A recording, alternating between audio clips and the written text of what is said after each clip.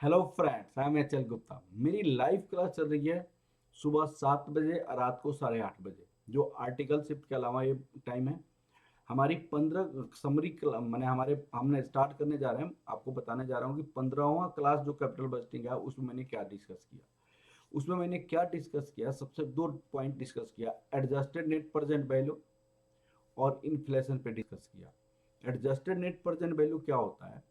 यह एक net present value है जो पहले एज्यूम करके हम बनाते हैं कि मान लो 100% इक्विटी कैपिटल से हमने प्रोजेक्ट को इवेलुएट करते हैं तो क्या नेट प्रेजेंट वैल्यू आता है, तो उसको कहते हैं बेस नेट प्रेजेंट वैल्यू। फिर हम डिस्कस करते हैं कि अगर अगर हम डेप्थ से पैसा लेते और डेप्थ पे कुछ इशू कॉस्ट होता तो डेप्थ पे इंटरेस्ट मिलता देते, हम इंटरेस्ट पे टैक्स की सेविंग होता और वो टैक्स की सेविंग को हम कंसीडर करके अगर नेट प्रेजेंट वैल्यू निकालते हैं तो क्या नेट प्रेजेंट वैल्यू होता है। यहाँ पे डेप्थ पे जो टैक्स की सेविंग होता है उसकी प्रेजेंट वैल्यू हम इंटरेस्ट रेट के बेसिस पे निकालते हैं। तो that is adjusted net present value. तो एडजस्टेड नेट प्रेजेंट वैल्यू का ये क्वेश्चन मैंने बनाया था आपको, और ये क्वेश्चन में मैंने आपको यहाँ पे लिखा था।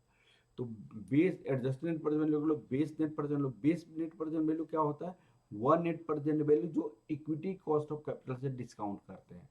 अब फिर आपको present value of tax saving on interest, आप डेप्ट इंटरेस्ट और इशू कॉस्ट जो डेप्ट पे आपका लगता है वो। तो इस क्वेश्चन में इशू कॉस्ट नहीं था। फिर आपको ये वाला क्वेश्चन भी मैंने बनाकर आपको दिखाया हुआ है एडजस्टेड नेट प्रेजेंट वैल्यू का। ठीक है। उसके बाद इन्फ्लेशन। इन्फ्लेशन में मैंने क्या बताया था कि आपको एक फॉर्मूला होता है एनआरआई। कोई आपके पास कैपिटल है और आपका प्राइस है गुड्स का, वो डिफरेंस है तो नहीं खरीद सकते हैं। लेकिन 100 रुपीज की गुड्स को 105 रुपया प्राइस है तो नहीं खरीद सकते हैं। अगर मान low risk free interest rate 5% है तो पैसा 105 हो जाएगा एक साल के बाद। अगर प्राइस स्टेबल रहा तो हम गुड्स को खरीद सकते हैं। तो उस केस में इन्फ्लेशन नहीं है। इन्फ्लेशन नहीं है कि मतलब परचेजिंग पावर, मोनेटरी टर्म में जो पैसा आ रहा है वही आपका परचेजिंग पावर के टर्म में है। अगर इन्फ्लेशन रेट 2% भी है तो प्राइस आपका इंक्रीज कर जाएगा और आप गुड्स को परचेज नहीं कर सकते। इसका मतलब आपकी जो पैसा 5 रुपये इंक्रीज किया वो परचेजिंग पावर के टर्म में इंक्रीज नहीं किया।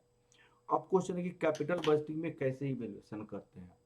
तो एक याद कीजिएगा, एनआरआई। एनआरआई का मतलब 1 plus nominal rate, 1 plus real rate, 1 plus inflation rate.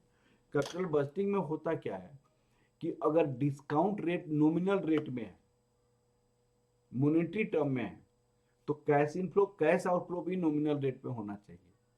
अगर डिस्काउंट रेट रियल टर्म में है तो कैश इनफ्लो कैश आउटफ्लो भी रियल टर्म में होना चाहिए।